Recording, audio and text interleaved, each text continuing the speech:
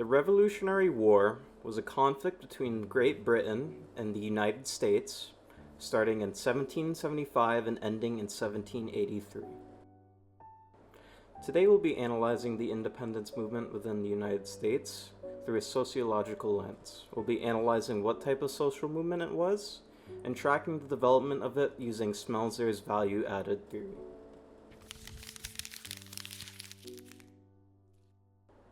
First, let's answer the question, what kind of social movement was the American Revolution? First, it is important to understand that the main goal of a social movement is to change or resist the structure of society. Whether the change is partial or whole depends on the type of social movement. A social reform movement wants only partial changes to happen. An example of this would be the American Civil Rights Movement. While revolutionary movements desire whole changes from the societal structure. The independence movement within the United States is an example of a revolutionary movement, as colonists at the time saw British colonial society as unfair and unjust and desired to break away from it. This is an example of a whole change.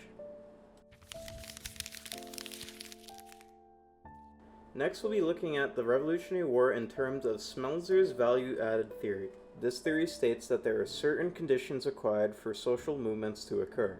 These conditions being structural conduciveness, structural strain, generalized belief, precipitating factors, mobilization for action, and social control. The first condition that we'll be taking a look at will be structural conduciveness. Structural conduciveness can be defined as the conditions that allowed for the social movement to form. If we take a look at the time period during the American Revolution, we can see that it took place during the Age of Enlightenment. During this time period in Western society, various intellectual and cultural movements moved towards more progressive ideals. Ideas like religious and political freedoms were valued by many leaders of the Revolution. Many influential Enlightenment figures also took part in the Revolution, including Thomas Jefferson, Benjamin Franklin, and Thomas Paine. It is also important to note that during this time period, Britain had various colonies in the Americas as well as India. Also during this time period, Britain was fresh out of the French-Indian War. This meant that Britain needed to provide more funding to British troops stationed in the Americas. Because of this, the British Empire was overstretched and it was harder to maintain control of their American colonies. These factors led to the conditions in which the American Revolution was able to happen. Next, we will discuss structural strain, which can be described as the stress put on a society that led to dissatisfaction with the current status quo. The strain in this case can be attributed to Britain's political and economic exploitation of the American colonies during this time period. Next we have generalized belief. Generalized belief can be described as a collective belief on the source of people's problems and a solution to said problems. Most colonists saw Britain as the source of their problems and saw independence as the solution. These sentiments were mainly shared through word of mouth. More formal channels like newspapers were also very popular during this time period. All these methods led to a generalized belief amongst colonists that independence would be the solution to all their problems. Precipitating factors. Precipitating factors can be described as the spark that leads to a movement to take action. One of the key factors that led to the Revolutionary War was the passage of the Stamp Acts by British Parliament. On March 22, 1765, British Parliament passed the Stamp Act. The act was a tax on all papers and documents coming into the United States.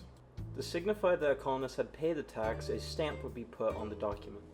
Many colonists were outraged. They viewed it as unfair that the British government was able to decide on legislation without input from the colonists. Mobilization for action.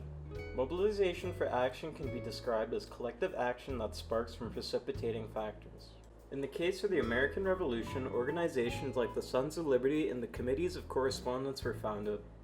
The main goals of these organizations were to organize protests against the British government and coordinate information between colonies. The final condition we have is social control. Social control can be described as the response of governments or powerful groups intended to suppress an emerging movement. In response to the Boston Tea Party and growing unrest in the Americas, Britain would pass the Course of Acts. These were a series of acts meant to suppress and reduce rebellion within the colonies. The acts would allow British soldiers to live in colonists' homes if needed, stripped away local governments from colonists. This allowed British officials, including soldiers, from being prosecuted by colonial officials, and shut down all port traffic going into Boston until all the damages from the Boston Tea Party were repaid. Ultimately, these acts would fail and will only further embolden the colonists in their struggle against Britain, inevitably leading to the Revolutionary War.